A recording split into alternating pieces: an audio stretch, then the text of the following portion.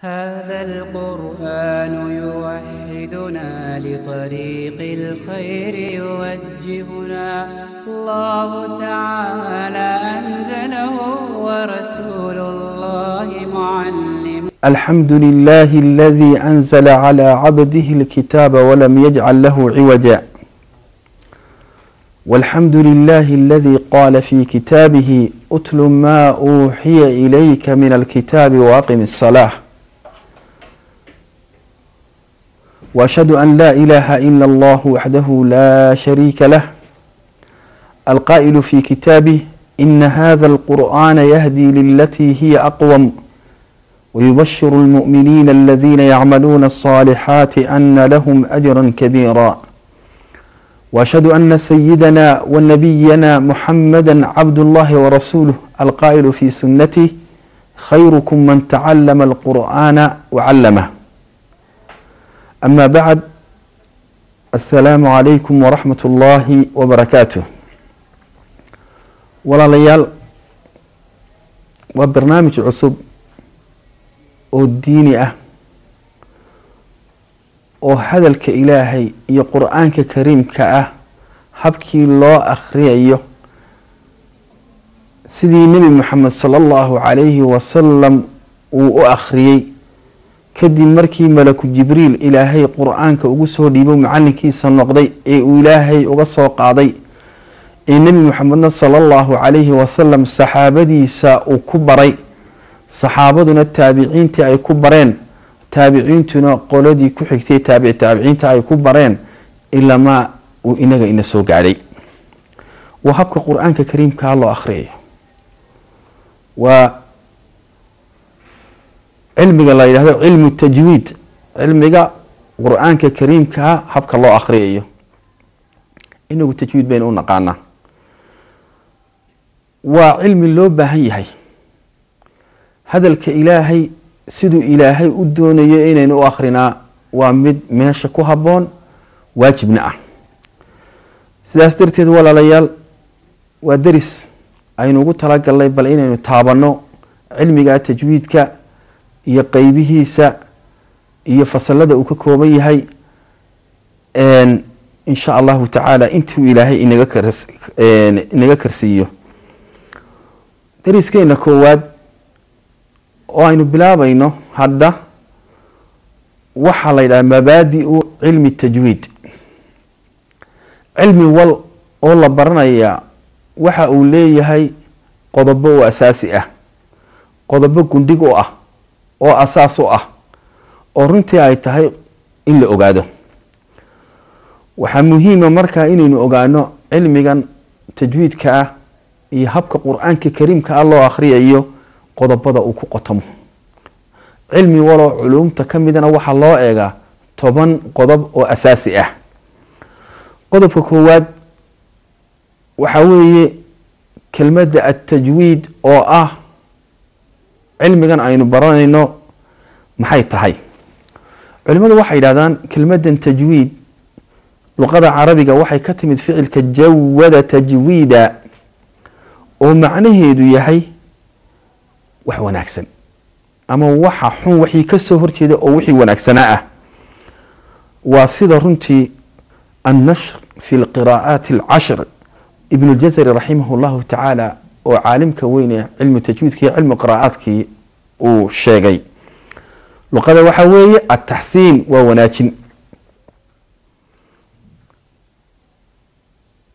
marka kelmadani luqada hadday sidaa ku tahay, qofka qur-aanka sidii la doonayay u akhriyaya ayaa waxaa la odhanayaa mujawid oo ah waawga in kasre loo yeelo. mujawid ismu lfaacil waa qofkii mujawid lqur'aani alkariim, qur-aanka kariimkaa qofkii wanaajinayey weeye ee sidii la doonayay u akhriyayey.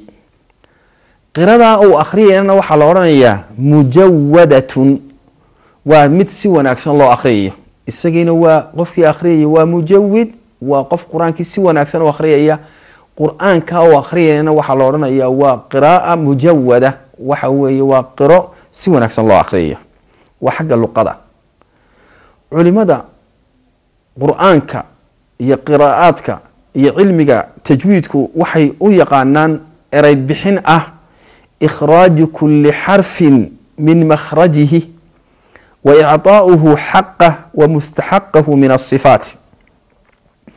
xaraf walba in laga soo saaro halka uu leeyahay. xaraf waliba sida qof waloo inaga midi guri iyo qol iyo meel uu degan yahay u jirto ayaa xuruufta qur-aanka kariimkii ka kooban yahay ee 28 xarafa ama 29 xarafi. waxa xaraf waliba wuxuu leeyahay meel iyo god uu ka soo baxo. tajwiid waxaa la yidhaahdaa marka xaraf walba in laga soo saaro halka uu leeyahay ee uu ku leeyahay jidhkan ilaahay inagu uumay. jidhkan ilaahay jidhkeenan iyo carabkeenan iyo waxa weeyaan mararka qaarkood sanka hadduu ka soo baxayo hunguriga ayaa la odhanaya. waxaa intaan raaca in la siiyo xaqa uu leeyahay iyo shayga mustaxaqa ah. xaqa waxaa la yidhahdaa xarafku markuu soo baxayo ayaa wuxuu ku soo baxayaa laazim waa in la helaa sifo iyo tilmaan uu ku soo baxayo. iminka adigu waxaa laga yaabaa haddaad guriga ka soo baxayso inaad si degdeg u baxdo. qof si degdeg inuu baxo, qof waxaa laga yaabaa si yaroo inuu u baxo cajsi ku jiro, qof waxaa laga yaabaa isaga oo qayliyaya inuu soo baxo, qof waxaa laga yaabaa isagoo aamusan inuu soo baxo. waa sifo iyo tilmaan qofkii markuu soo baxayay la xidhiidha. xarafku markuu soo baxayo tilmaanta iyo sifada ka muuqata haddii ay tahay tilmaan xarafka mar walba lagu arkayo xaq baa la odhanaya. haddii mararka qaarkoodna ay ka muuqanayso mararka qaarkoodna aan la arkayna waxaa la odhanayaa mustaxaq baa la odhanaya. iminka maalan tusaale ahaan waxaa la odhanayaa xarafka saadka la yidhaahdo saad xarafkaa la yidhaahdaa mar wal oo lagu dhawaaqayo saad waa in carabku kor uu kaca ama alisticlaa uu laga helaa xarafkii mar wal oo xarafka saad lagu dhawaaqayo. sifadaasi waxay noqonaysaa xaq uu leeyahay xarafku oo ah sifo astaan iyo tilmaan aan ka suuleyn ee lagu arkayo mar wal oo xarafka saad la arko. mustaxaq waxaa la yidhahdaa sifooyin iyo tilmaamo xarafkii ka muuqanaya mararka qaarkoodna aan ka muuqanaynin oo la waayayo. tusaale ahaan xarafka raa la yidhaahdo ayaa waxaa la odhanayaa marka uu fatxo yeesho ama marka uu damo yeesho rabbanaa rusiqanaa. marka labada matalan dame ama fatxa uu ka muuqdo rabbanaa fatxa ka muuqday, rusiqinaa damaa ka muuqday. waxaa la odhanayaa waa la weyneynayaa mar wal oo raadu ay fatxo yeelato ama damo yeelato.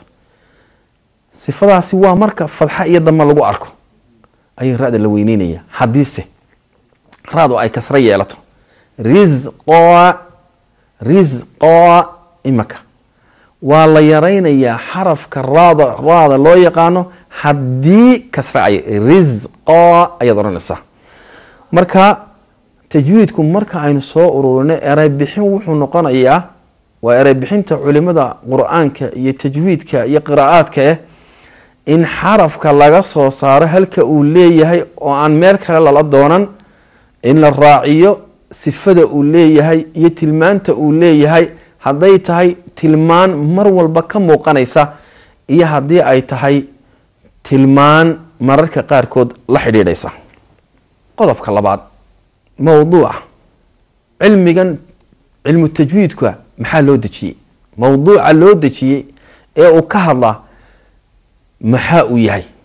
waxay culimadu hiya alkalimaat alqur'aaniya, kelmadaha qur-aanka unbaa loo dejiyey. tajwiidka ama cilmu tajwiidku waxa uu gaar ku yahay cilmiga tajwiidka. markaad akhriyayso qur-aanka kariimka ah kelmadihiisa waa inaad tajwiid ku akhridaa oo ah xaraf walba in xaqiisii la siiyo, sifadiisii mar walba ka muuqanaysay ama sifadiisii mararka qaarkood raacisay. weliba waxay culimadu ku daraan isagoo qofku isdhibayn wax culaysa iyo shida aan isa saarayn inuu xarafka u soo saaro. culimada qaar baa waxa ay leeyihiin xadiidka nebiguna sala allahu calayhi wasalam waa la mid, waa lagu dabaqayaa qaacidooyinka iyo qodobada laga doonayo qofka qur-aanka akhriyaya xuruufta qur-aanka akhriyaya xuruufta xadiidka markuu akhriyayana waa laga doonaya. laakiin qowlkaa isaga ah ee hore ayaa ka xoog badan qowlka dambe xadiidka nebiga sala allahu calayhi wasalam raacinaya, inkastoo ay tahay hadalka nebiga sala allahu calayhi wasalam in la ilaaliyo oo si wanaagsan loogu dhawaaqo oo qaladka laga ilaaliyo. qodobka saddexaad waa maxay? marka aynu cilmiga tajwiidka baranno ama aynu baranayno sirta aynu u soconaa iyo midhaha aynu ka goosanaynaa ee aynu ka helaynaa maxay tahay? culimadu waxay sirta ku jirtaa waxa weeye hiya sawnu lisaani can allaxni fi lafdi alqur'aani alkariim xaala aladaa. waxa weeye in laga ilaaliyo carabka gefkii uu ka geli lahaa kelmadihii qur-aanka kariimka ahaa marka uu qofku akhriyayo ee uu la imanayo. markuu qur-aanka akhriyayo, marka uu tajwiidka barto, waxa ka baxaya meeshii in qaladkii uu kitaabka ilaahay ka geli lahaa uu ka daweeyo inaanu qalad kaga dhicin kitaabka ilaahay. culimada iyagu u arka xadiidka nebiga sala allahu calayhi wasalamna iyagana runtii qowlkaa way qaadanayaan. qodobka afraad, fadliga uu leeyahay cilmiga tajwiidkoo la bartaa maxaa uu yahay? waxa weeye min ashrafi alculuum, culuumta kuwa ugu sharafta badan, qiimaha iyo qaayaha badan ayuu ku jiraa. kuwa ugu wanaagsan ee ugu fadliga badan ee ugu khayrka badan buu ku jiraa. waayo waxa uu xiriir toosa la leeyahay hadalka ilaahay iyo kalaamkiisa iyo qur-aankiisa. qodobka shanaad, haddii aynu cilmigan cilmu tajwiidka iyo habka qur-aanka kariimka loo akhriyayo aynu garab dhigno culuumta kale iyo cilmiga kale ee diinta islaamka, cilmiga fiqiga, cilmiga xadiidka, cilmiga luqada carabiga ee qur-aanka lagu hagaajinay, haddaynu garab dhigno maxaa u noqonaya? waxay leeyihin culimadu huwa axadu alculuumi alsharciyati almutacaliqa bilqur'aani alkariim. waa cilmi runtii la xidhiidha culuumta diinta islaamka iyo sharciga islaamka, weliba kitaabka ilaahay iyo qur-aanka kariimka la xidhiidha. culimadu waxay yidhaahdaan yaa dejiyey cilmigan, yaa muasiskiisi waa kuma? waxaan shaki ku jirin labaynu u kala qaadaynaayo habka loogu dhawaaqayo, habka loo akhriyayo, halkaa in carabka lagu adkaynayo, halkaa carabka inaan lagu adkayneyn, in carabka lasoo saarayo, inaan lasoo saarayn, in nebi moxamed sala allahu calayhi wasalam ka dabaqay uu yahay, muasiska iyo mucalimka koowaad uu yahay, ee inooga soo qaaday jibriil calayhi salaam, malaku jibriil oo ah macalinkii nebiga. malaku jibriilla sidii tooska ahayd ilaahay uga soo qaaday waa nebi moxamed sala allahu calayh. waa marka dabaqaada ay tahay. waxay se culimadu ka hadlaana yidhahdaan xagga axkaamta, marka nuun saakinaa baa ay ka daba dhacdo iqlaab baa la yidhaahdaa. culimadu waxay yidhaahdaan, culimadii fanniga sidaa u aasaastay waxaa ka mid ahaa oo ay culimadu yidhaahdaan dhowr sheekh. waxaa ka mid abulaswad addu'ali oo naxwahana muasiskeediihaa, amar iyo go-aan ka soo baxay cali bin abi aalibna barna ku bilaabay. waxaa kaloo leeyahay abu cubayd alqaasim ibnu salaam, waxaa la yidhi alkhaliil ibnu axmed iyo cid kalaba la yidhi. cilmiga magaciisa waxaa la yidhahdaa waa qodobka toddobaadee cilmiga tajwiidka ayaa la yidhaha, ama habka qur-aanka kariimka loo akhriyayo. xaggee buu kasoo jeedaa? istimdaadkiisu waa xaggee? habkii iyo kayfiyadii qirada rasuulku ay ahayd sala allahu calayhi wasalam ayuu kasoo jeedaa. qodobka sagaalaad, in qur-aanka tajwiid lagu akhriyaa sharcigu muxuu u arkaa? culimo badan oo culimada islaamka ka mid iyagu waxay leeyihin alwujuub alcayniy weeye. alwujuub alcayni, alwujuub alcayni waxa weeye qofku mar kasta oo qur-aan akhriyayo waa in uu tajwiid ku akhriya. waa waajib qof walba xil dusha ka saaran oo aan laga dhaafin weeye. bilaa tajwiid hadduu ku akhriyo lagama dhaafayo. culimada qaar way kala qaadaan oo laxniga waa 10 dhan oo aynu qaadan doono. waxa ay yidhaahdaan haddii uu laxni iyo qalad ka dhalanayo waa waajib qofku inuu bartaa tajwiidka. haddiise ay tahay qalad aanu ka dhalanayn laakiin macaankii iyo rawnaqadii iyo quruxdii qur-aanka waxoogaa isbedela ay ku yaro dhacayso waxay dhahan waa sunne. xagga dambeynuse ku sharxi doonaa. culimada waajibka ka dhigaysa adilada ay haystaan waxaa ka mid a ilaahay baa yidhi bay waratili lqur'aana tartiila, qur-aanka si tajwiid xasin wajawid lqur'aana tajwiida, qur-aanka tajwiidku akhri. amarkuna waxa uu faa'iideynayaa waajib haddii aan la helin wax waajibnimadii ka duwa ama ka leexiya, mana hayno wax ka leexiyey. culimada kalena saasay u kala qaadayaan, halkaasaynu ku sharxi doonaa. axaadiista nebiga waxay haystaan xadiis xaafid asiyuudi fi duri lmanhuur fi tafsiir bilma'huur uu ku soo saarayo oo dabaraani u tiiriyey xadiiskaas oo ibnu mardaweyhi iyo saciid ibnu mansuur ay soo wariyeen. xadiiskaasoo muusa ibnu yasiid alkendi radia allahu canhu waxa uu yihi ibnu mascuud baa nin baa qur-aan ku akhriyayey, dabeedna ninkiibaa wuxuu akhriyey inama asadaqaatu lilfuqaraai walmasaakiin. ayadda ayaa u akhriyay. dabeedna ibnu mascuud radia allahu canhu ninkaasi madkuu ka tegay oo muu akhriyin inama asadaqaatu lilfuqaraai walmasaakiin, muu akhriyin. lilfuqaraai muujiidana wuxuu yihi inama asadaqaatu lilfuqaraai walmasaakiin. deedna ibnu mascuud baa wuxuu ku yidhi nebigu sala allahu calayhi wasalam sidaa igumu akhriyin.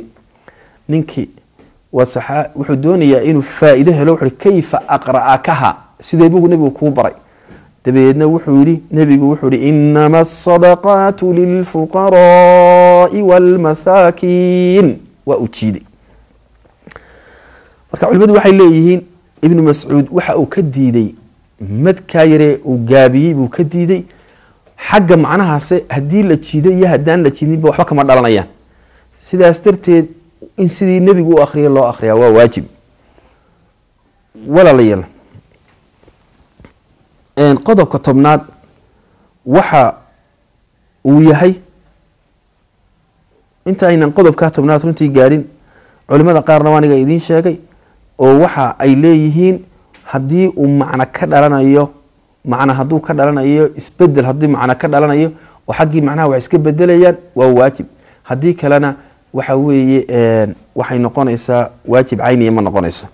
qodobka tobnaad masaa-ishiisa iyo qodobadiisa waxaa ka mid ah iyo laamaha uu leeyahay. maalan waxaa kullu nuunin saakinatin waqaca bacdaha xarfu min xuruufi اlxalqi yajibu idhaaruha wayusama idhaaran xalqiya. maalan nuun kasta oo reeban oo aada qur-aanka ku aragto oo ay ka daba dhacaan 6 xaraf ee xuruufulxalqiga la yidhaahdo akhii haaka cilman xaazahu gayru khaasir.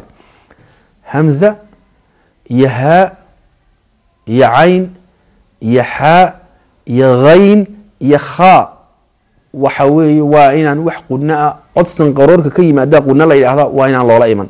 man aamana waa in la yidhahdaa min khayrin waalmunkhaniqa waa in la yidhahda waa inaan la odhan waalmunkhaniqa man aamana. yani markaa nuun kasta oo reeban oo gadaasheeda 6 xaraf ay ka daba yimaadeen wax qunaa lama siinayo. qur-aanka in arrinkiisa la adkeeya arrin sahlan maaha. imaamka fannigan alimaam ibnu اljazari marar badan buu inagu soo noqon doonaa. muxamed ibnu muxamed ibnu muxamed ibnu cali ibnu yuusuf ibnu اljazari raxmat ullaahi calayhi tajwiidku inuu waajib yahay oo la ilaaliyo ayaa uu ka hadlay. waxa uu yihi wاlأkhdu bالtajwiidi xatmu laazimu man lam yujawid الqur'aana aathimu liأnnahu bihi اlإilaahu أnzla whakada minhu ilayna wasala wahuwa أyضا xilyaة الtilaawati waziinaة الأdaaءi wاlqirاءati wahuwa إcطaaء الxuruufi xaqaha من صفة لها ومستحقها ورد كل واحد لأصله واللفظ في نظيره كمثله مكملا من غير ما تكلف باللطف في النطق بلا تعسف وليس بينه وبين تركه إلا رياضة امرئ بفكه. الإمام ابن الجزري رحمة الله عليه وحاويله تجويدك إن لغو أخريو قرآنك كريم كأ وشي واجبه قفك عن قرآنك التجويد كو أخرين ودنبيله وايو وسيدي إلهي إنه سودتي تجويدكو إننا سيداسو إنه سو قاري تجويدكو وحاو يهي تلاوة يا أخرسك قروح ديسا قروح دا habka loo gudanayo quraanka loo akhriyayo iyo qiraa'ada weeyi sheekhu wuxuu sheegay at-tilaawa wal adaa wal qiraa'ah saddexdan kelmadood farqiga u dhaxeeya waxa uu noqon doonaa dariskeena dambe ayaynu insha Allah ku sheegi doonaa wallahu subhanahu wa ta'ala a'lam wa billahi tawfiq. هذا القرآن يوحدنا لطريق الخير يوجهنا الله تعالى أنزله ورسول الله معلم